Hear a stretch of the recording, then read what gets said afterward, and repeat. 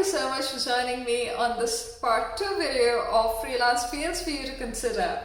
And I'm very excited to be talking about 4 more, as continuing from my last video where I discussed 3 other freelance fields for you to consider and broke them down. So in this one I'm going to do some of that. I'd also like to tell you that there is going to be another update probably next month about more fields for you to consider, because guess what?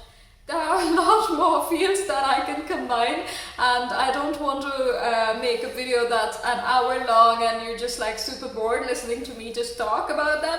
So I'm going to break down 4 of these freelance fields and I hope you consider them. So welcome to Right Rituals, or welcome again. And you're at the right channel for freelancers, beginners, unexperienced, and you're speaking with somebody who's been in the business for 6 years now. And if you have any experiences as a freelancer, leave me a comment below. I'd love to hear about them and discuss them on my next video. That said, I'm going to break down the first one, which is again something that's personal to me, something that I have some experience in and I've enjoyed over the times. I've even got a full-time job offer, several of them, due to my participation as point 1, an MC. And this used to be really popular. I remember a lot of college students being MCs when I was back in college. That was 10 years ago, yes, when I was first back in college. It was a long time ago, and it was in Mumbai, and there were a lot of students going out and freelancing as MCs. And I always looked at them and I thought that, I think I could do this, except I think it requires this confidence and this ability to keep talking and keep people entertained. And I think YouTube's okay for me to do that, but doing it 10 years ago on a public forum was not something that I thought I could get away with. But guess what happened? I was an MC, and I am also on YouTube being an MC. I found out about this purely accidentally when a friend of mine sent it to me a year after the fact. So I have been an MC quite a few times from 2014 to 2016, and in 2016 or 15 I will link it down below, but also watch this quick video of me being an MC and tell me what you think. Good afternoon. Welcome to the session of Debating Hinduism. So as you can see that I wasn't completely sure, we were just told to read from a paper, but you know what the best part was? It was part of a college event and the rest of the people managing the event had to wear even t-shirts. And I could wear whatever I wanted, and a lot of people thought that I was an author. And I got lots of entries into restricted areas. And yeah, I was an MC, and after this event, a couple of people actually offered me jobs for event companies. And this is something that I think should restart again. I know that there are innovative things going on, like weddings on Zoom, where you might require entertainment, but I'm not sure how you take this forward in the lockdown time, but it's something you can consider when it all ends and things go back to what used to be normal for us. So, but this is something that again is personal, that's something, it's always continued, but I'm not sure it's been discussed in the same area as freelancing.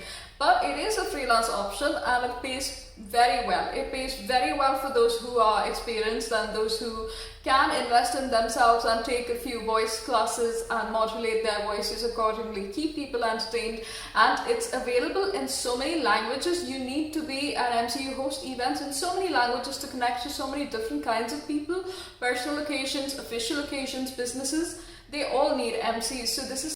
So that's something. And the second one that I want to discuss is as a CA. Now obviously as a CA you already have the qualifications and it's not for everybody, but I think CAs make a lot of income, and even if they are not associated with a particular firm, they can start off being entrepreneurs. And the connection of freelancing to entrepreneurship is a whole different topic, and I would love to dive into that one, dive into detail with that one.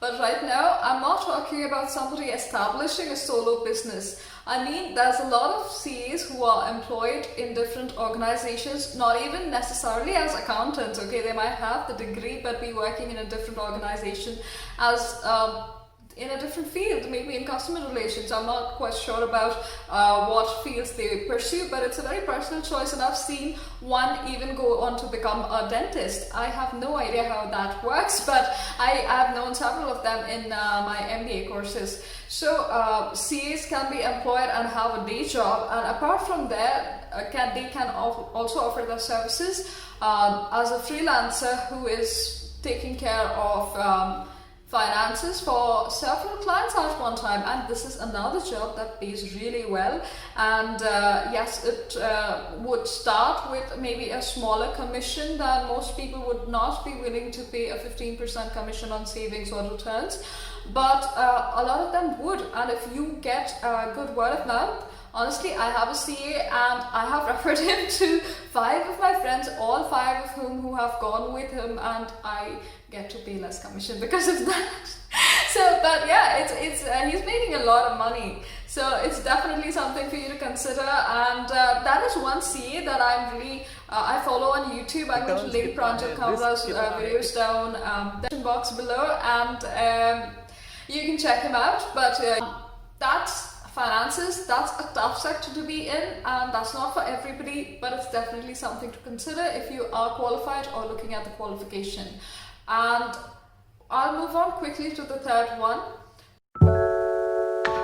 A tutor. Now, we know the state of education in India is not really as it should be. It's a topic of discussion. It's been so since decades now.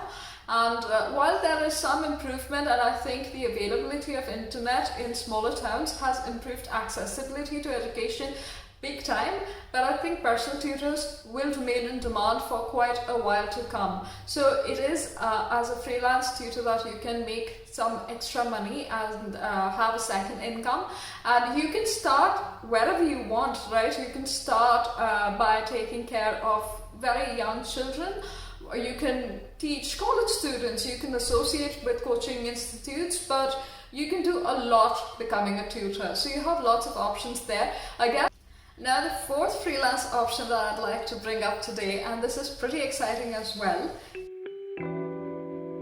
is as a test user, which means that you would be user testing for product companies. And I know India is still a service-oriented company. Our services contribute a lot to the GDP, but products is something that I'm personally interested in, and I think there's a lot of innovation possible. You can have an idea, but the execution matters.